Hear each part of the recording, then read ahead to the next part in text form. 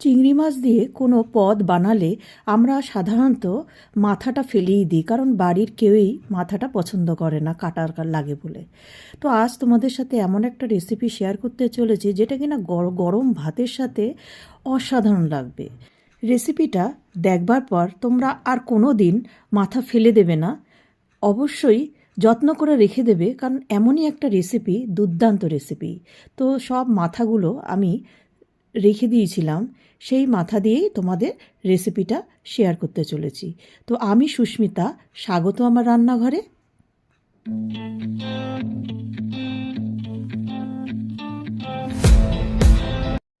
ওই মাথাগুলোর মধ্যে প্রথমে পরিমাণ মতো নুন দিয়ে দিলাম, তারপরে একটু হলুদ গুঁড়ো দিয়ে দিলাম,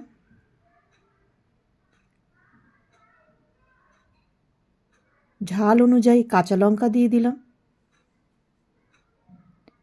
আর চিংড়ি মাছের গন্ধটা যাতে বাজে না লাগে তার জন্য বেশ অনেকগুলো রসুনের কোয়া দিলাম, আর একটু বেশি করে কালো জিরে দিলাম। এগুলি সব একসাথে একটা ফাইন পেস্ট করতে হবে। পেস্টটা ভালো করতে হবে, না হলে কিন্তু মুখে কাটা লাগবে। দেখতেই পাচ্ছ এখানে আমি ফাইন করে পেস্ট বানিয়ে নিয়েছি। এবার তাহলে রেসিপিতে ফিরে যাওয়া যাক।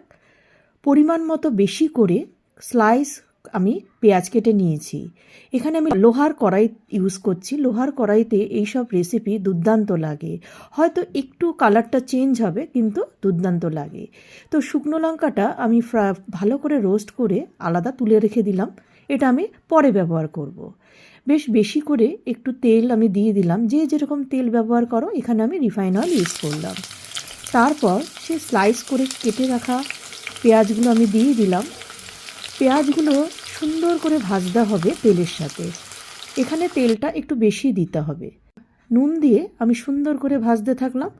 যেসব নতুন বন্ধুরা আমার ভিডিও দেখছো, অবশ্যই চ্যানেলটা সাবস্ক্রাইব করে নিও, এবং লাইফ টাইম আমি তোমাদের পাশে থাকবো, আমি কথা দিলাম। তো এখানে আমাদের পেঁয়াজটা বেশ ভালোভাবে ভাজা হয়ে গেছে। তখন এর মধ্যে আমি যে চিংড়ি মাছের পেস্টটা বানিয়ে রেখেছিলাম সেটা দিয়ে দিলাম।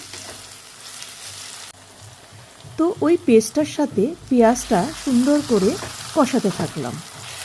পুরো রান্নাটাই ঢাকবো না, খোলাভাবেই আমাদের করতে হবে।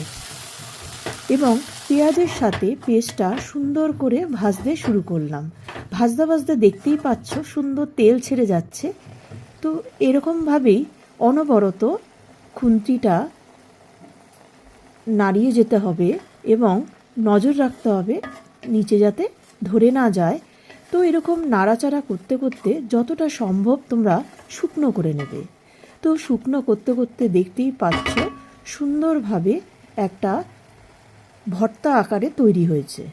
স্মেলটা আমি তোমাদের সাথে শেয়ার করতে পারছি না, এত সুন্দর কালো জিরে আর রসুনের একটা ভাজার এত অপূর্ব সেন্ট এখানে পাচ্ছি আমি। দেখতেই পাচ্ছ আস্তে আস্তে করে আমরা সুন্দর করে ভেজে নিচ্ছি। একদম ভাজা হয়ে গেল যখন, তখন আমি যে শুকনো লঙ্কাটা আমি রেখে দিয়েছিলাম সেটা একটু ক্রাশ করে ছড়িয়ে দিলাম, যাতে আরেকটু চটপটা হয়। এরম একটা রেসিপি গরম ভাতের সাথে সাথে যদি কাঁচা লঙ্কা থাকে তাহলে তো কথাই নেই। তো এরম একটা রেসিপি তোমরা বানাবে, বানিয়ে আমাকে কমেন্টস করবে কেমন তোমরা খেলে। আমি কিন্তু অপেক্ষায় রইলাম।